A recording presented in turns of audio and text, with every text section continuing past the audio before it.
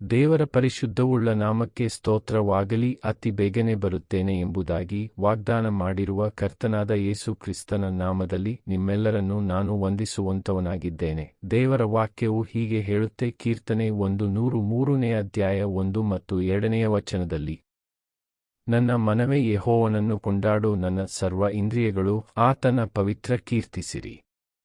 ನನ್ನ ಮನವೇ ನನ್ನ ಯೆಹೋವನನ್ನು ಕೊಂಡಾಡು, ಆತನು ಮಾಡಿರುವ ಉಪಕಾರಗಳಲ್ಲಿ ಒಂದನ್ನು ಮರೆಯಬೇಡ ಎಂಬುದಾಗಿ ವಾಕ್ಯದಲ್ಲಿ ಕಾಣುವಂತವರಾಗಿದ್ದೇವೆ. ಈ ದಿನಗಳಲ್ಲಿ ಅನೇಕರು ದೇವರು ಮಾಡಿರುವ ಉಪಕಾರಗಳನ್ನು ಮರೆತು ಹೋಗುವಂತವರಾಗಿದ್ದಾರೆ. ಆದರೆ ಈ ಕೀರ್ತನೆಯಲ್ಲಿ ದಾವೀದನು ತಾನು ಹೀಗೆ ಹೇಳುತ್ತಾನೆ, ಆತನ ಉಪಕಾರಗಳಲ್ಲಿ ಒಂದನ್ನು ಮರೆಯಬೇಡ. ಹಾಗಾದರೆ ಈ ದಿನಗಳಲ್ಲಿ ನಾವು ಏನು ಮಾಡಬೇಕು ಎಂಬುದಾಗಿ ಹೇಳುವುದಾದರೆ, ದೇವರು ನಮ್ಮ ಜೀವಿತಗಳಲ್ಲಿ ಮಾಡಿರುವ ಉಪಕಾರಗಳನ್ನು ನೆನೆಸಿ ನಾವು ದೇವರಿಗೆ ಸ್ತೋತ್ರವನ್ನು ನಾವು ಮಾಡುವಂತವರಾಗಿರಬೇಕು.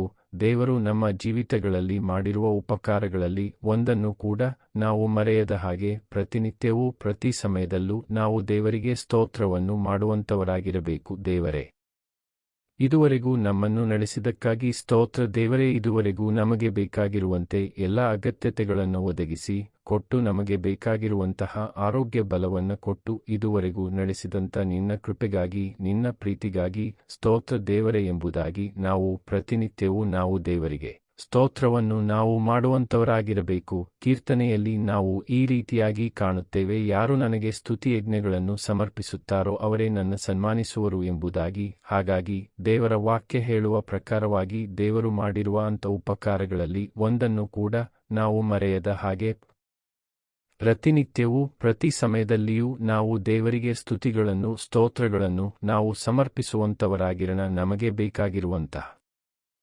ಅಗತ್ಯತೆಗಳನ್ನು ದೇವರಿಗೆ ತಿಳಿಯಪಡಿಸಿ ನಾವು ಪ್ರಾರ್ಥಿಸುವಂತವರಾಗಿರೋಣ. ದೇವರು ನಮ್ಮ ಪ್ರಾರ್ಥನೆಗಳನ್ನು ಕೇಳುವಂತವರಾಗಿದ್ದಾರೆ. ದೇವರು ನಮ್ಮ ಪ್ರಾರ್ಥನೆಗೆ ಕೇಳುವುದು ಮಾತ್ರವಲ್ಲ, ಆತನು ತಕ್ಕ ಸಮಯದಲ್ಲಿ ದೇವರು ನಮ್ಮ ಪ್ರಾರ್ಥನೆಗೆ ಉತ್ತರವನ್ನು ದೇವರು ದಯಪಾಲಿಸುವಂತವರಾಗಿದ್ದಾರೆ. ಈ ರೀತಿಯಾದಂಥ ಹೆಚ್ಚಿನ ವಿಡಿಯೋಗಾಗಿ ಇನ್ನೂ ಆತ್ಮಿಕವಾಗಿ ಬಲಹೊಂದಬೇಕು ಎನ್ನುವುದಾದರೆ ಈ ಯೂಟ್ಯೂಬ್ ಚಾನೆಲ್ ಅನ್ನು ಸಬ್ಸ್ಕ್ರೈಬ್ ಮಾಡಿ, ಶೇರ್ ಮಾಡಿ, ಲೈಕ್ ಮಾಡಿ. ದೇವರು ನಿಮ್ಮೆಲ್ಲರನ್ನೂ ಆಶೀರ್ವದಿಸಲಿ. ಆಮೀನ್.